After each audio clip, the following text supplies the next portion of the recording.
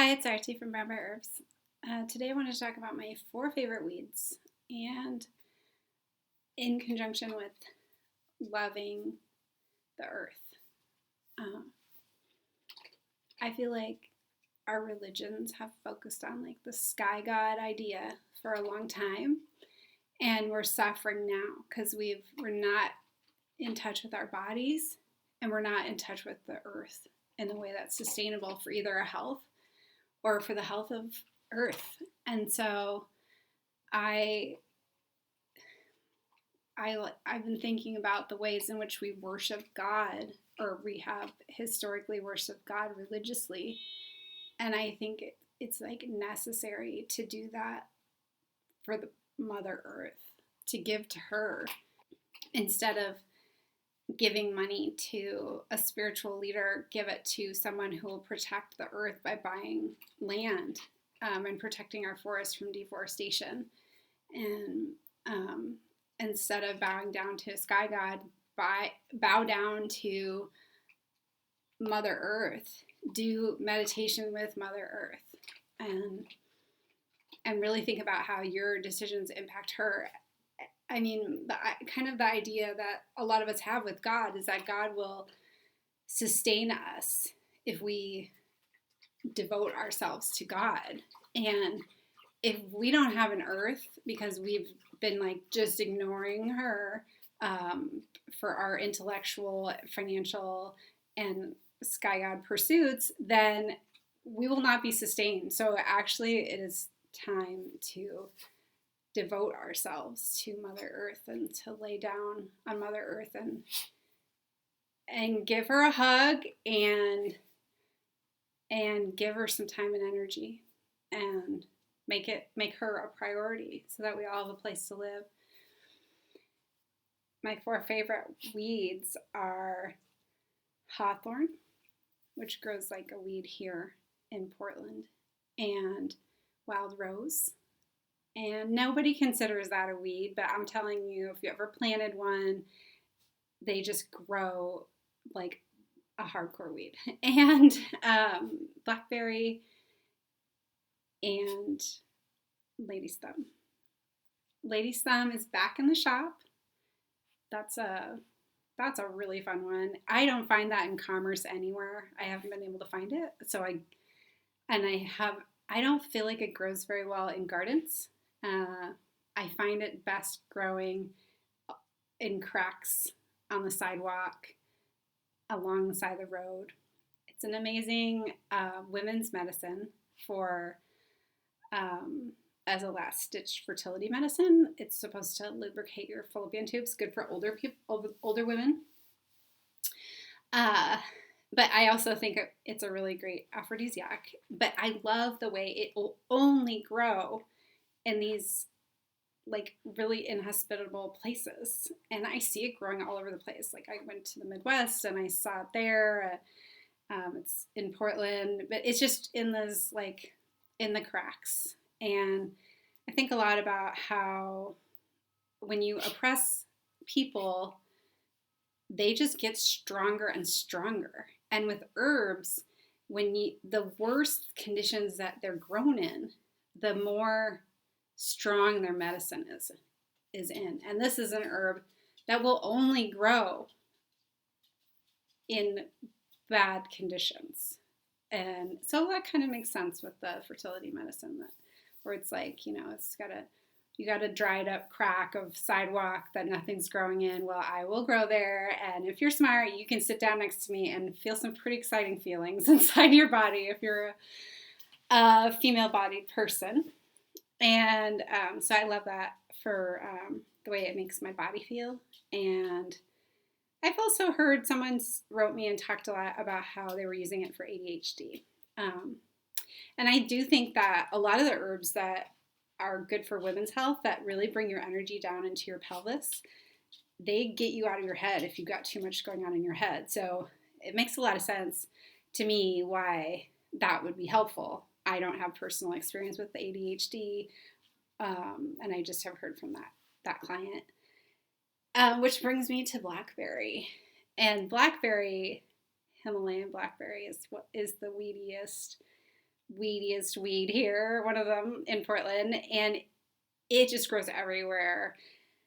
And it is super thorny. And Blackberry is a great medicine. I use it in sexy smokes, and it's another one that like really gets you out of your head, and really good for reclaiming your pelvis and the energy there, and just like lushly growing there and being kind of, those thorns are great protection medicine. So don't overlook that part of the medicine when you see a thorny plant. And then, so those two are both good for sensuality and reclaiming your pelvis. So like your right to be here, your right to enjoy life. Like life's been feeling more survival the last year or so, and maybe longer for you. So those are two herbs that are good for reclaiming your right to be here. So we have the Lady Stem tincture for female-bodied people, and perhaps also for other genders. If you are having ADHD, you can do some research on that. And then and Blackberry, and then that's in the sexy smokes. And then the last two, Rose and Hawthorns, are amazing heart medicines that are also very thorny. So, and I can't really, like Hawthorn is so good, and Rose, for grief. And I think that applies to like individual grief as well as collective grief that we've been feeling. And so in addition to like the first two herbs, which are good for like reclaiming your right to be here and thrive and like feel joy inside your body, instead of just inside the area that governs, like your lower chakras govern like survival stuff. Let's like bring some joy in those areas too. Like not just surviving, but enjoying the richness of life too, that we can enjoy still. And then these two, Rose and Hawthorn, like loving again, like feeling alive again, because like after the grieving is loving again. And that could be loving an individual, or it could be like loving life, having love within yourself, just feeling open again. Like wild rose is used for as a flower essence for people who feel like their life is just going to continue as it is, pretty much without much change, and then they'll die. And you might not be feeling after this year that you are going to have not much change, because we've all been having more change than maybe you want. But it tends to give the person taking it just like a sense of like, yeah, magic in the sense of like life being fun and feeling new and exciting is still happening. It's gonna still happen, or just like a sense of youthfulness in a certain way comes back. In midst, and like wild rose is like, they're just the ratio of thorny stems to roses is it's high. There's a lot of thorns. So in addition to like being heart medicine, these heart medicines, Rose and Hawthorn, are just really protective. And we have Rose in our Take It Easy sexy smokes, and some of flower essences that we have. I believe that one's in Wild Rose is in our color wheel, to help if you're feeling like doldrums, boredom, feeling like life is alive again. And then and Hawthorn, one of my favorite, cutie came by, favorite heart medicine is probably Hawthorn, and the English Hawthorn grows here. We have a native one, but the English Hawthorn grows like a weed. And it is really good for physical heart ailments as well as the grief and being open to love again. So with Hawthorn, it's an excellent emotional and physical heart remedy, and it's still, again, covered with all those thorns. Unlike the blackberry thorns and the Wild Rose thorns, though, these guys are like ginormous. I just love the hawthorn tree, and these, like I said, these are my favorite weeds. So they're the ones that are just thriving in like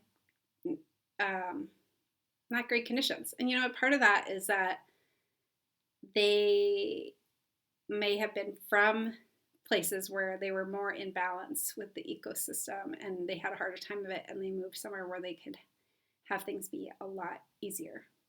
So think about that. A lot of people are moving these days, changing up their homes.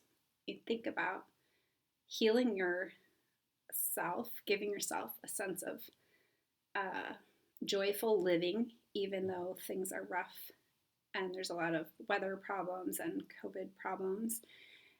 Giving yourself the medicine to like live again emotionally, even with all this going on, to like really grasp onto life, the highs as well as experiencing the lows. And maybe consider too, if there's a place like a job or a city where you know that you can thrive, like your weedy skills that you have are just going to flourish in that, and your medicine, the medicine that you can offer, is going to be, it's just going to grow and be maybe more well received. A lot of people don't like seeing, or there's work being done to